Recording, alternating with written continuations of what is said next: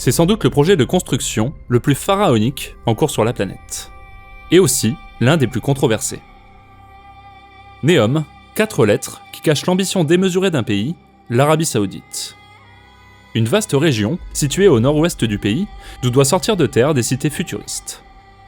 The Line, Oxagon, Trojena, Sindala et d'autres nouveaux lieux que nous allons voir par la suite.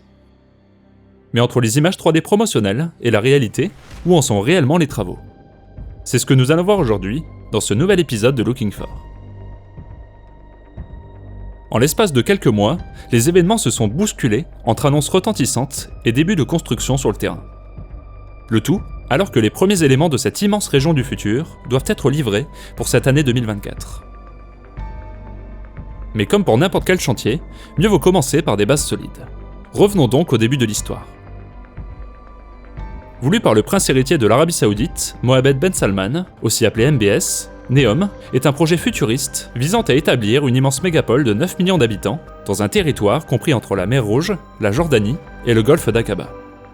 Une étendue immense, équivalente en superficie à un pays entier comme la Belgique, et qui doit progressivement voir des édifices d'un genre nouveau sortir de terre, et ce, jusqu'en 2030. Une date symbolique qui correspond aussi à celle du plan général du pays, Vision 2030, mise en place par MBS. Un programme visant à moderniser le pays et trouver un modèle économique plus durable pour anticiper la fin de la rente liée à l'industrie pétrolière, la base du système économique pour l'instant. Et pour atteindre son objectif, le pays semble prêt à mettre les moyens, puisque le coût initial des travaux était annoncé à quelques 700 milliards de dollars. Un investissement considérable, principalement financé par le fonds d'investissement public, le Fonds souverain de l'Arabie Saoudite. Une somme faramineuse qui devrait augmenter au vu des annonces des derniers mois. En plus des projets déjà connus, comme le très controversé The Line, sur lequel nous reviendrons en fin de vidéo, de nouvelles entreprises se sont ajoutées à celles en cours de construction. C'est notamment le cas de l'Erha, un site destiné au tourisme qui accueillera 3 hôtels de luxe. Les images promotionnelles montrent des bâtiments futuristes installés à proximité du golfe d'Aqaba, au milieu d'une somptueuse vallée. Au total, il y aura 120 chambres réparties entre les 3 bâtiments. L'Oasis Hotel a été imaginé par Mario Cucinella, l'idée de l'Adventure Hotel revient à Chris Van Duyn, et le Wellness Hotel est l'œuvre de Sean Killa. 3 architectes connus pour leurs propositions architecturales futuristes. À titre d'exemple, Sean Killa est en particulier reconnu pour avoir imaginé le Musée du Futur, un des bâtiments les plus symboliques de la ville de Dubaï. Les promoteurs du projet promettent une nature conservée à 95% dans le cadre de la promotion d'un écotourisme durable. Une bonne volonté qui devrait difficilement s'accorder avec la réalité des travaux à venir. Si les images de synthèse affichent des bâtiments parfaitement en accord avec la nature qui les entoure, difficile de croire que la construction de tels édifices va se faire sans destruction et sans altération du site. Pour l'instant, aucune date de sortie de terre n'a été annoncée. 4 autres projets prenant tous place sur les rives du golfe d'Aqaba ont été dévoilés. La plupart sont de nouvelles destinations touristiques qui semblent réservées aux personnes les plus aisées. Une volonté claire de renforcer l'offre touristique luxueuse de Neom. Dans cette veine a été présentée une création encore plus futuriste. Epicon, futur lieu de villégiature composé de 2 immenses tours de verre, tout droit sortis d'un film de science-fiction. L'une va mesurer 225 mètres de haut, l'autre 275, selon le communiqué de presse diffusé en novembre dernier. Leonard Milford, l'un des architectes d'Epicon, fait d'ailleurs une référence directe à l'univers de la science-fiction dans la vidéo de présentation. Difficile de lui donner tort, tant cette construction sortie de nulle part, en plein milieu du désert, semble irréelle sur les images promotionnelles. Les 2 tours, ainsi que les résidences sur la plage à côté, doivent accueillir héliports, hôtels et boutiques de luxe avec les plus hauts standards de qualité. Cette promesse de luxe, de tranquillité, d'évasion et d'éco-responsabilité semble se décliner à l'envi. Tentée par une station balnéaire haut de gamme, direction Sirana et sa marina, accessible seulement en bateau. Autre lieu de villégiature donnant sur la mer, Norlana. Nouveau complexe touristique qui semble à première vue moins grandiose que les autres constructions, mais avec toujours cette même annonce de confort. Enfin, dernier projet en date, Aquelum. Il ne s'agit pas du nom d'un camp romain dans un album d'Astérix et Obélix, mais d'une nouvelle fantaisie qui prendra place sur le golfe d'Aqaba. Ce nouveau venu doit être construit à la verticale, à l'intérieur d'une montagne, de sorte que les bâtiments ne seront visibles par les visiteurs qu'une fois à l'intérieur de la marina, permettant d'accéder à ce nouveau lieu de vie et de tourisme de luxe. Avec une dominante plus culturelle, Utamo a aussi fait partie de la frénésie des annonces des dernières semaines côté saoudien. Une salle de spectacle aux accents spectaculaires, encastrée à l'intérieur d'une montagne. Ce théâtre troglodyte sera accessible en bateau après avoir serpenté dans un jardin prévu à cet effet et passé par l'unique porte monumentale. Les deux architectes du projet imaginent ici un lieu d'expression artistique unique en son genre qui pourrait accueillir 2600 spectateurs. Malheureusement, comme pour le reste des constructions, ce projet reste pour l'instant cloisonné à des images 3D, sans date de livraison. Seule certitude, pour consolider tous ces projets résolument tournés vers le futur, les concepteurs ont dû se pencher sur l'histoire de l'architecture et de l'urbanisme pour que le passé de ces disciplines éclaire le futur de leur construction. Apprendre de son histoire est aussi vrai pour les hommes, savoir d'où l'on vient pour découvrir peut-être une part insoupçonnée de son passé. C'est d'ailleurs pourquoi je vous présente MyHeritage, le sponsor de cette vidéo. MyHeritage, c'est le premier site d'histoire familiale dans le monde et il vous permet de créer facilement votre arbre généalogique et de découvrir vos ancêtres grâce à son immense base de données de plus de 90 millions d'utilisateurs. Une tâche d'ordinaire fastidieuse, mais qui se révèle bien plus agréable avec ce site, puisqu'il vous permet de trouver des correspondances rapidement avec d'autres membres de la famille, grâce à son outil de découverte instantanée. Ce qui est génial aussi, c'est qu'on peut avoir accès à plus de 19 milliards de documents historiques, comme des extraits de journaux, des registres d'immigration. Par exemple, grâce à cet outil, j'ai pu découvrir qu'une partie de ma famille sicilienne avait émigré aux États-Unis dans les années 20. En fait, MyHeritage a pu identifier le nom de mon arrière-grand-père dans une des listes des registres d'arrivée à Ellis Island. Grâce à ce document, j'ai pu découvrir qu'il était arrivé en 1927 à New York et qu'il avait voyagé à bord d'un paquebot Colombo depuis le port de Naples. Étant fan de New York et de son histoire, ça a été pour moi un véritable voyage dans le temps. C'est d'ailleurs en 1927 que le promoteur immobilier William Reynolds a fait appel à l'architecte William Van Allen pour construire ce qui deviendra l'un des bâtiments les plus iconiques de la ville, le Chrysler Building. Un gratte-ciel magnifique que mon arrière-grand-père a dû voir s'élever petit à petit dans la skyline de la ville. Et pour vivre encore d'autres expériences du passé, l'IA de MyHeritage vous permet aussi de coloriser de vieilles photos de vos ancêtres et même de les animer, ce qui est parfait pour partager des souvenirs avec la famille. En tout cas, si ça vous intéresse de faire de belles découvertes sur l'histoire de votre famille, vous avez mon lien en description pour profiter de 14 jours d'essai gratuits et de 50% de réduction si vous décidez de vous abonner après l'essai. Donc merci beaucoup à MyHeritage pour avoir sponsorisé cette vidéo. Maintenant, revenons un peu du côté de Neom, où les derniers mois ont ressemblé à un grand concours d'architecture. Au programme, des projets plus démentiels les uns que les autres, et présentés en grande pompe, suivant une communication savamment orchestrée. S'ils font partie de Neom, et donc de la Vision 2030, difficile de croire qu'ils seront tous opérationnels à cette date. Surtout que le pays et le monde auront les yeux rivés sur une autre partie de l'Arabie Saoudite, à savoir sa capitale, Riyad. La ville vient en effet d'être officiellement désignée comme hôte de l'Exposition universelle de 2030.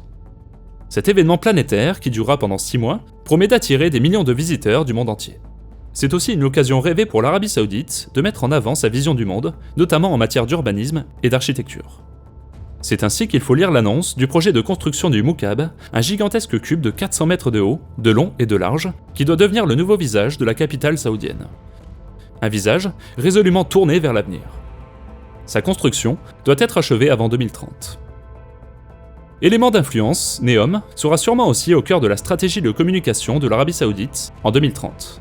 Mais quels bâtiments seront réellement opérationnels et lesquels resteront de simples utopies ? Les derniers mois semblent nous donner des débuts de réponse, car sur place, certains édifices sont en train de prendre forme.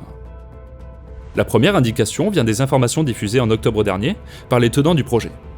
Neom représenterait aujourd'hui près de 3000 employés dans les services et 60 000 ouvriers sur le terrain. Des chiffres difficilement vérifiables, l'information sur ce projet étant étroitement verrouillée par le gouvernement saoudien. Seule certitude, une vie commence à s'organiser sur place près des différents chantiers. C'est notamment le cas pour Sindala, la très luxueuse île destinée au tourisme. Aux abords de l'île, une ville temporaire semble avoir été établie selon les images satellites. Il faut dire que le temps presse, puisque l'ouverture de ce complexe fait d'hôtels de luxe et d'une marina doit se faire en 2024. Sur les différentes vidéos disponibles, nul doute que les constructions vont bon train, les porte-conteneurs se relayant aux abords de l'île pour apporter le matériel nécessaire à la construction de ce projet. Sindala était le projet le plus modeste de Neom avant les dernières annonces. Il doit accueillir une marina de 86 places, des services de luxe et 3 hôtels pour 413 chambres au total. La chaîne d'établissements hôteliers de luxe Marriott, qui a signé un partenariat avec Neom, semble en tout cas confiante sur l'ouverture prochaine du lieu. En effet, sur son site internet, il est possible de trouver de nombreuses offres d'emploi pour la préouverture de ces hôtels sur le site. Enfin, sur les images aériennes, la pelouse verte du golfe qui trône au milieu de l'île tranche avec l'ensemble de sable et de béton qui règne autour. Une preuve que les activités pour les fortunés commencent à prendre forme. Cette construction à vitesse grand V laisse tout de même songeur sur la promesse écologique de Neom. Comme pour les autres sites, Sindalah est vendu comme un paradis écologique à la nature préservée. Pour l'heure, sur l'île, il semble plutôt que tout ait été remodelé. Plus à l'est, 2 autres villes pour travailleurs se sont établies. Neom Community 1 et 2, selon la dénomination officielle, sont sortis de terre en quelques mois. Sur place, on peut y trouver des services publics, des équipements sportifs et même un Starbucks. Des infrastructures accueillant ceux qui ont pour mission de mener à bien un chantier titanesque, celui de The Line. Un projet fou qui vise à construire une ville verticale de 9 millions d'habitants, et ce, sur plus de 170 km de long. Les titanesques travaux d'excavation sont toujours en cours, et à vue d'oiseau, le tracé de la future ligne se dessine de plus en plus clairement. De nombreux piliers sont aussi en train d'être apposés le long de cet immense parcours pour soutenir le futur bâtiment, qui, rappelons-le, mesurera près de 500 mètres de haut. Les infrastructures nécessaires à la construction, comme les pylônes de transmission électrique, sont par exemple en train d'être posées. Sur le site, les compagnies internationales interviennent pour donner vie à ce qui ressemble encore à une utopie. Bien plus que pour Sindalah, la question du coût écologique d'un tel chantier est à retenir. Si les architectes de The Line promettent des champs d'éoliennes et de panneaux solaires afin de rendre le bâtiment zéro carbone, sa construction va engendrer encore pour de longues années une activité polluante considérable. En attendant, la construction continue, notamment à Oxagon, une ville flottante voulue comme le port et cœur industriel de Neom. Le premier terminal doit ouvrir en 2025 selon les annonces officielles. Il doit être l'une des portes d'entrée de la région sur la mer Rouge, artère vitale du commerce international. Autre annonce, la mise en route en 2026 de la plus grande usine d'hydrogène verte au monde, dont le financement s'élève à quelques 8,4 milliards de dollars. Les premières éoliennes, qui doivent fournir avec des panneaux solaires l'énergie nécessaire au fonctionnement de l'usine, ont été livrées fin 2023. Oxagon doit aussi accueillir une partie résidentielle et touristique avec une immense ville sur pilotis. En attendant, sur place, les travaux de cette partie de l'Oxagone ne semblent pas encore avoir débuté. Pour finir ce tour d'horizon, prenons un peu de hauteur pour rejoindre la station d'hiver du futur, Trojena. Comme pour les autres parties de Neom, la principale avancée concerne les travaux d'excavation. Ils sont peut-être d'ailleurs plus importants ici, puisqu'il faut aplanir certaines montagnes environnantes avant la construction. Mais sur les données cartographiques, aucune construction présente sur les plaquettes de présentation n'est encore sortie de terre. Pourtant, le temps presse. Pour rappel, Trojena doit accueillir les Jeux asiatiques d'hiver en 2029. Un compte à rebours qui n'empêche pas les promoteurs de multiplier les annonces. Dernier exemple en date, le dévoilement d'un gratte-ciel de 330 mètres de haut qui doit prendre place sur le lieu. Aussi haut que la tour Eiffel, il doit se situer sur l'une des rives de l'immense lac artificiel qui sera au cœur de la station d'hiver. Véritable joyau de la station, le gratte-ciel, proposé par le studio d'architectes de Zaha Hadid, est absolument somptueux. Mais comme pour le reste du lieu, reste à savoir s'il verra vraiment le jour. Et voilà, c'est à ce point culminant que nous terminons la vidéo d'aujourd'hui. J'espère que cette nouvelle mise à jour vous aura plu, si c'est le cas, merci de mettre un petit pouce vers le haut et à vous abonner à la chaîne pour ne pas manquer les prochaines actualités, notamment sur le projet Neom. Merci à MyHeritage d'avoir sponsorisé cette vidéo. Si ça vous intéresse d'en découvrir davantage sur l'histoire de votre famille, n'oubliez pas, vous avez mon lien en description pour profiter de 14 jours d'essai gratuit et de 50% de réduction si vous décidez de vous abonner après l'essai. En attendant, je vous dis à très vite pour une prochaine vidéo sur Looking For.